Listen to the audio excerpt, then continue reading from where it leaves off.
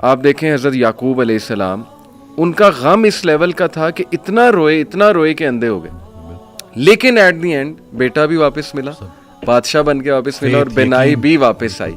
حضرت ایوب کا میں تفسیر پڑھا تھا ڈاکٹر صاحب، بھی سورہ انبیاء میں کافی انبیاء کو اللہ تعالیٰ نے ڈسکس کیا ہے، اسماعیل علیہ السلام، ذوالکفل، سلیمان، داؤد، سب کے بارے میں نا پھر اللہ کہتے ہیں کل من الصابرین، all of them were patient, اور اللہ تعالیٰ نے ان پہ رحمت کی. بہرحال تفسیر میں پڑھ رہا تھا کہ ایوب علیہ السلام کو اللہ نے بہت پین سے گزارا، یعنی وہ رو پڑے، اور انہوں نے کہا کہ ندا لگائی جب انہوں نے کہ انی مسنی الضر وانت ارحم الراحمین، کہ اے میرے رب تکلیف نے مجھے چھو لیا ہے اور تو بے شک تمام رحم کرنے والوں میں سے رحم کرنے والا ہے. تو لکھا ہوتا ہے تفسیر میں کہ دا ریزن اللہ تعالیٰ میڈ ہم go through all this tough time was to tell everyone کہ میں اپنے پیاروں کو تکلیف سے گزارتا ہوں. یہ نہ سمجھنا کہ میں تم سے ہیٹ کرتا ہوں یا میں جو ہے وہ کوئی تمہیں پنش کر رہا ہوں، کیونکہ دیکھو اگر ایوب گزر سکتے ہیں اور انبیاء گزر سکتے ہیں تو مے بی اس میں کوئی بہت بڑی حکمت ہے، پین میں، غم میں.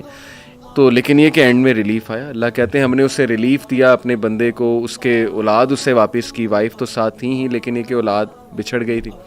اسی طرح آپ دیکھیں زکریا علیہ السلام اولاد نہیں تھی، رو پڑے. مریم علیہ السلام کو ایک دن دیکھا کہ ان کے پاس پھل ہیں، بے موسمی پھل ہیں، تو دل میں خواہش کی اور نماز میں اللہ سے دعا کی کہ اللہ اگر تو بے موسمی پھل دے سکتا ہے تو تو مجھے اولاد بھی دے سکتا ہے، تو اس پہ قادر ہے. اور پھر یہ الفاظ کہ اللہ میں تجھ سے دعا کر کے کبھی مایوس ہوا ہی نہیں. تو آپ دیکھیں کہ اس وقت بچے دیے اور پھر وہ خود ہی حیران ہو گئے. یعنی آپ انسان کی حالت دیکھیں، پہلے خود ہی دعا کی، پھر جب اللہ تعالیٰ نے بچہ دے دیا تو حیران ہو گئے، کہتے اے رب مجھے کیسے ہو سکتا ہے. اسی طرح کئی مثالیں ڈاکٹر صاحب ہیں، یوسف علیہ السلام کی، موسیٰ علیہ السلام، یعنی سیڈ اینڈنگ تو ہے ہی نہیں. میں ہمیشہ انہیں سمجھاتا ہوں کہ دیکھو اللہ سے امید انسان سے لگاؤ گے تو سیڈ اینڈنگ ہے، وہ پھر سیڈ ہوگی. اللہ سے امید لگاؤ گے تو کوئی نہ کوئی ریپلیسمنٹ آ جائے گی، کوئی نہ کوئی راحت آ جائے گی، کہیں سے کچھ آ جائے گا، اللہ سنبھال لے گا. قائم ذات سے محبت کرو تم بھی قائم کر دیے جاؤ. قائم ذات سے محبت کرنی ہے. اور باقی اکثر میرے پاس بھی آتے ہیں تو کہتے ہیں آپ موت سے، کیونکہ موت ہر کسی ڈر تو لگتا ہے نا، کہ کسی ہم لوگوں کا تو کانسیپٹ اس طرح سے، تو کہتے تو کیا مطلب بس موت کا. میں نے کہا نہیں، زندگی کا شکر ادا کرنا ہے، موت کا انتظار کرنا ہے. اللہ زندگی کا شکر ادا کرنا ہے، موت کا انتظار کرنا ہے، کہ لائف گزارنی ہے. اور لیکن اس کے ساتھ کوئی زیادہ پکا پلان نہیں بنانا یہاں کا. پہلے یہ سوال یہ سوچو کہ اللہ نے بھیجا کیوں، صحیح بات، اور پھر سوچے کہ واپس کیوں بلا رہا ہے.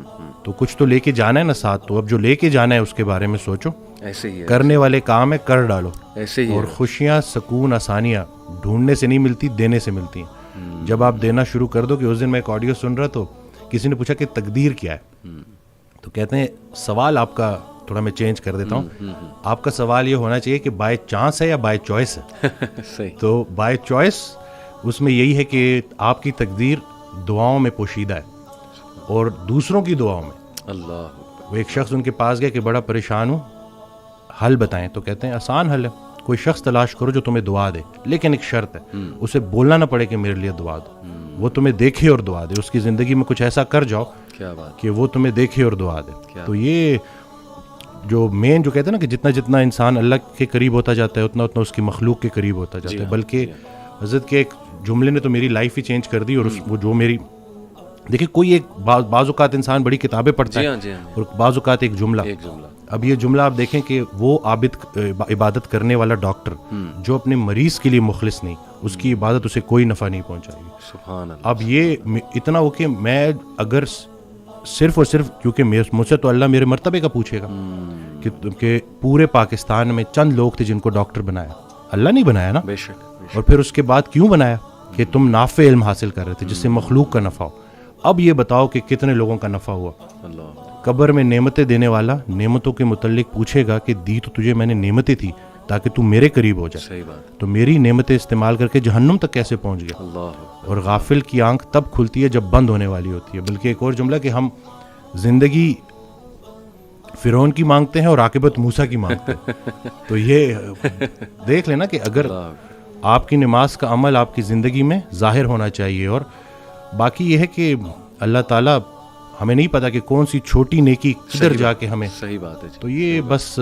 اور دوسرا ہے کہ جو ماشاءاللہ آپ کام کر رہے ہیں بچوں کو لے کے، کہ کیوں گناہ خطرناک ہے روح کے لیے. جی تو ہم روح اور جسم کی کمبینیشن ہے. صحیح بات. آج کا ڈاکٹر اس لیے پورا کامیاب نہیں ہے کیونکہ وہ صرف جسم کو فوکس کر رہا ہے. زبردست. روح پہلے بیمار ہوتی ہے, جسم اس کو فالو کرتا ہے. میں ایک کتاب لکھنے کی کوشش کر رہا ہوں, تو اس میں میں نے ایک جگہ لکھا کہ جب ہم روزہ رکھتے ہیں تو پرانا بلیف یہی تھا, جتنے بھی مسلم جو حکیم تھے, جو بڑے بڑے ڈاکٹرز تھے, ان کا یہ بلیف تھا کہ روح پہلے بیمار ہوتی ہے, صحیح, جسم اس کو فالو کرتا ہے. تو جب ہم روزہ رکھتے ہیں کھا تو کچھ بھی نہیں رہے, بالکل, لیکن روح اسٹرانگ ہونی شروع ہوتی ہے اور پھر جسم اس کو فالو کرتا ہے. کیا بات. ابھی ریسرچ ہے 3 دن کا فاقہ, ٹھیک ہے نا, 3 دن اگر آپ نے فاسٹنگ کی ہے پرولونگ, صحیح, اور اس کے بعد اگر آپ میل لیتے ہیں تو آپ کی باڈی کے اندر اسٹیم سیل موبلائزیشن ہوتی ہے, اور جتنے پرانے خلیے ہیں ان کو نئے سرے سے باڈی بناتی ہے دوبارہ سے. یہ اسٹیم سیل موبلائزیشن فاسٹنگ کے ذریعے.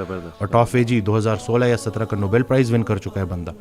تو کچھ بھی نیا نہیں ہے, بس وہی پرانی کے جتنا خوراک ضروری ہے اس سے خوراک سے دور رہنا ضروری ہے, اور خیال بھی ایک خوراک ہے, صرف رزق کھانا پینا تو نہیں ہے. تو اب آپ دیکھیں کہ آپ اپنے آپ کو کن خیالات سے فیڈ کر رہے ہیں. منفی منفی منفی, وہ تھاٹس بیکم تھنگس. یہ جب آپ کی سوچ اتنی نیگیٹو ہو جائے نا تو پھر وہ جسمانی شکل اختیار کرتی ہے. اور گناہوں کے اثرات ڈاکٹر صاحب, اس پہ تو جتنی بات کی جائے کم ہے. لٹرلی آپ کے سیلز پہ افیکٹ ہوتے ہیں جا کے. میرا تو یہ بلیف ہے گناہوں کے, بالکل بالکل, نافرمانی کے. اور آج کل جس طرح کے گناہ اللہ معاف کرے آ گئے ہیں, جو دکھایا جا رہا ہے اسکرین پہ, پوری ایک انڈسٹری کھڑی ہو گئی, اس کو گلیمرائز کر دیا, انسٹیٹیوشنلائز کر دیا. پورن انڈسٹری کی بات کر رہا ہوں, تو کیسے کیسے مسائل لوگوں کو آ گئے ہیں. تو یہ اٹ آل پرووز کہ روح پہ افیکٹ ہوتا ہے تو جسم پہ افیکٹ ہوتا ہے. میرے پاس بچے آتے ہیں, تو اچھا ہوا کہ آپ نے یہ بات کر دی. میرے پاس بچے آتے ہیں تو میں حیران ہوا کہ وہ اس کو سم ہاؤ جسٹیفائی کر رہے ہوتے ہیں. اچھا, کہ جیسے کہیں کوئی مطلب خاتون تو نہیں ہے نا, یا ہم کسی کو نقصان تو نہیں پہنچا رہے, تو ان کو سمجھانا ہے کہ اب آنکھوں کو جو ہے نظاروں کا رزق دینا ہے جو اللہ کے قریب کریں. یہ جو اتنی کائنات اللہ نے بنائی ہے, یہ ہمارے لیے بنائی ہے, ہماری آنکھوں کے لیے بنائی ہے, اور ہم سب کو چھوڑ کے کدھر فوکس کر رہے ہیں. اور خیال پہلے غلط ہوتا ہے, عمل اس کے بعد. تو آپ کا دیکھیں, کوئی ایک لمحہ ایسے نہیں ہے کہ نیکی بند ہو جائے, کوئی ایک لمحہ ایسے نہیں ہے کہ گناہ بند ہو جائے.